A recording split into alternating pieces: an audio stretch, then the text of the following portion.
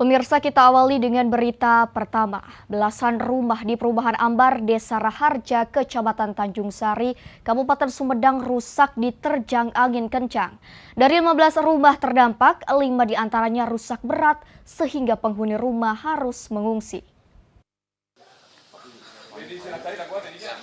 Seperti inilah kondisi rumah warga di Perumahan Ambar, Desa Raharja, Kecamatan Tanjung Sari, Kabupaten Sumedang, yang rusak akibat terjangan angin kencang.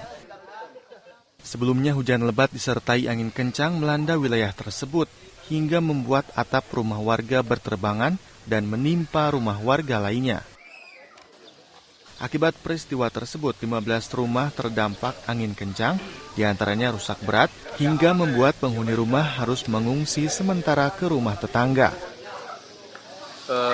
Atap rumah semuanya sama rangkanya kena angin terbang.